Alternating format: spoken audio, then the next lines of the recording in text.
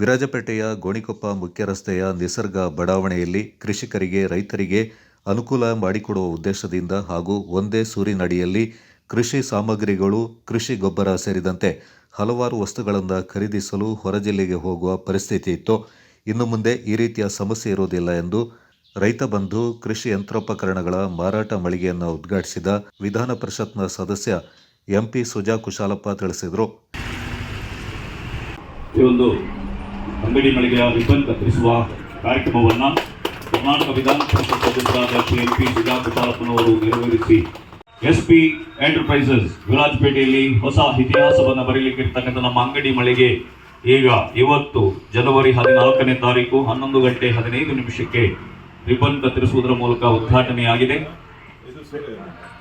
ನಮ್ಮ ಕಾರ್ಯಕ್ರಮದ ಮತ್ತೋರ್ವ ಅತಿಥಿ ಶ್ರೀ BM ಗಣೇಶ್ ಅವರು ಆಗಮಿಸಿದ್ದಾರೆ. ದಯವಿಟ್ಟು ತಾವು ವೇದಿಕೆಯಲ್ಲಿ ಬಂದು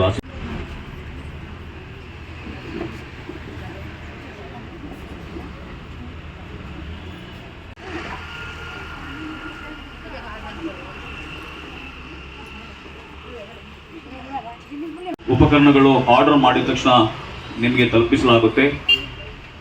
ಬಹಳಷ್ಟು ಉಪಕರಣಗಳು ಇನ್ನೂ ಬರಲಿಕ್ಕಿದೆ, ಗೊಬ್ಬರಗಳು ಬರಲಿಕ್ಕಿದೆ. ನಮ್ಮ ಕಾರ್ಯಕ್ರಮವನ್ನು ಜ್ಯೋತಿ ಬೆಳಗಿಸಿ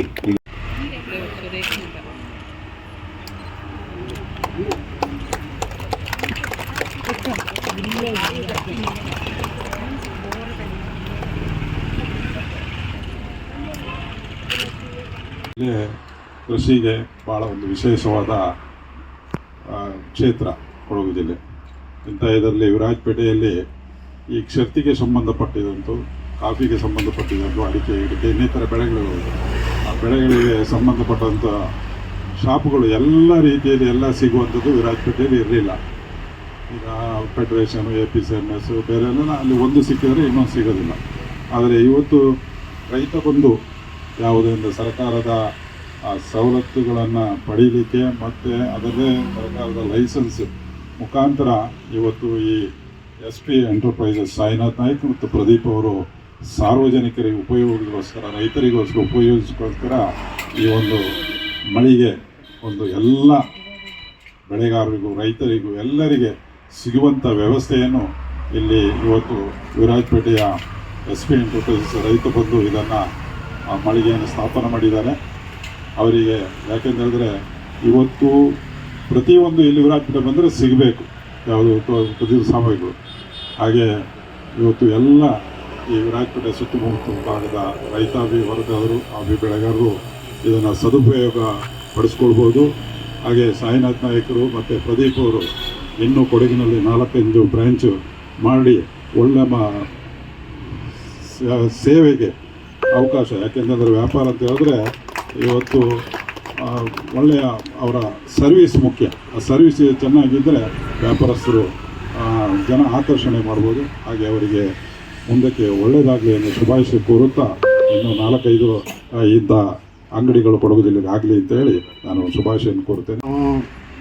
ಒಂದು ನಿಮಗೆಲ್ಲ ಒಂದು ಆಫರ್ ಕೊಡ್ತಾ ಇದ್ವಿ. ಏನು ಅಂತ ಹೇಳಿದ್ರೆ ಇದೊಂದು ವೇದಿಕೆಯಲ್ಲಿ ಮಾತಾಡುತ್ತೆ. ಏನು ಅಂತ ಹೇಳಿದ್ರೆ ನಮಗೆ ಮೂಡುಬಿದ್ರೆ ಕಾಲೇಜಿಂದ ಒಂದು ಆಫರ್ ಬಂದಿದೆ ನಮ್ಮ ಆತ ಸಂಘದಲ್ಲಿ. ಏನಂತ ಹೇಳಿದ್ರೆ 3 ಮಕ್ಕಳಿಗೆ, ಕಾಲೇಜು ಮಕ್ಕಳಿಗೆ 10th ಪಾಸಾಗಿ ಕಾಲೇಜು ಮಕ್ಕಳಿಗೆ 3 ಮಕ್ಕಳಿಗೆ ವಿದ್ಯಾಭ್ಯಾಸ ಉಚಿತವಾಗಿ ಬಂದಿದೆ. ದಯವಿಟ್ಟು ಯಾರಾಗಿದ್ದರೆ ನಮ್ಮನ್ನ ಕಾಂಟ್ಯಾಕ್ಟ್ ಮಾಡೋದು, ಸಾಯಿನಾಥ್ ನಾಯ್ಕ ಅವರನ್ನು ಕಾಂಟ್ಯಾಕ್ಟ್ ಮಾಡೋದು ಸಾಕು. ದಯವಿಟ್ಟು